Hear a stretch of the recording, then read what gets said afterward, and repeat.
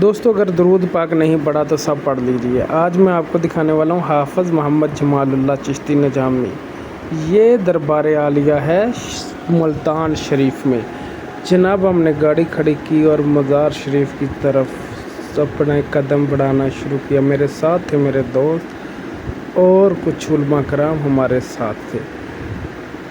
ہم نے محمد جمال اللہ ملتانی ان کو کہا جاتا ہے۔ ہمارے ساتھ قاری عمران اسلم تھے جو مدینہ مسجد کے امام تھے۔ ہم نے جناب دربار شریف کے اندر انٹری کی اور یہ جناب ان کے مزار شریف کے اوپر بنایا گیا گنبد ہے، جس سے آپ کو ملتان کی ثقافت بالکل واضح نظر آتی ہوگی کہ ملتان میں کس طرح کی اب وہ نویسی کی جاتی ہے، نقشہ نویسی جس طرح کی جاتی ہے جناب یہ وہ تھی۔ اور یہ راستہ جاتا تھا ان کی درگاہ کی طرف۔ یہ والا دروازہ تھا جس کے اوپر جمال اللہ صاحب کا شاعر بھی لکھے گئے تھے۔ جناب ہم اس مزار شریف کے اندر جانا شروع ہوئے تو یہ ساتھ اور بھی لوگوں کی قبریں موجود تھی جو ان کے دربار شریف کے احاطہ میں موجود تھی۔ یہ سامنے ان کا مزار اقدس ہے اور جی جناب ہم ان کی طرف بڑھے۔ مزار شریف کا یہ میں آپ کو باہر کا مناظر دکھا رہا ہوں۔ اور ان کی ایک بہت مشہور کہاوت ہے کہ جس بچے کو اگر قرآن پاک حفظ نہیں ہو رہا ہوتا وہ ان کے اس درگاہ پر بیٹھ کر جو بھی جتنا عرصہ بیٹھ کر جو حفظ کر لے گا وہ بعد میں ساری زندگی کہتے ہیں اس کو کبھی نہیں بھولے گا۔ یہ ان کے شہزادہ نشین تھے جو حضرت الحاج مخدوم مظہر حسین جمالی رحمۃ اللہ علیہ تھے۔ یہ ان کی مرکز انور تھی۔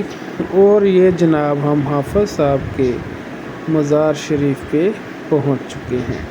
یہ ان کی آخری آرام گاہ ہے اور یہ ادھر پہلے سے کچھ لوگ حاضری دے رہے تھے اور یہ ہمارے قاری صاحب ہیں، یہ بھی حاضری دے رہے تھے۔ یہاں پر ہم نے اپنے لیے بھی اور آقا دو جہاں کے جو غلام تھے ان کی درجات کی بلندی کے لیے بھی دعا کی۔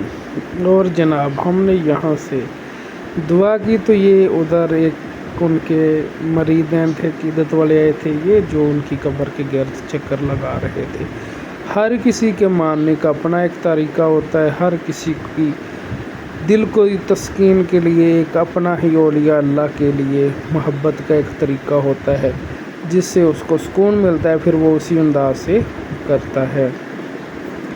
جناب یہاں سے ہم نکلے تو ہم نکلے یہ دوسرے دربار شریف ہیں۔ یہ حضرت بہاؤالدین ذکریہ اور شاہ رکن عالم اور شاہ شمس تبریز رحمۃ اللہ علیہ ہم پھر ان کے دربار شریف پہ آگے۔ یہ والا دربار شریف شاہ شمس تبریز رحمۃ اللہ علیہ کا ہے۔ یہاں پر بھی ہم نے حاضری دی اور جناب حاضری دینے کے بعد ہم نے باہر کا رخ کیا اور یہاں سے ہم باہر کی طرف جا رہے تھے۔ یہ احاطہ تھا جدھر آپ کی آرام گاہ تھی اور یہاں سے ہم دربار شریف کے باہر کی طرف جا رہے تھے۔ یہ دربار شریف کا باہر کا حصہ ہے جہاں پر آپ کو یہ جوتے والے ملیں گے اور یہ کچھ حصے ہیں جو کسی کام کے لیے مختص کیے گئے ہیں اور یہ یہاں پر اپنے رنگ میں ان کو بیان کر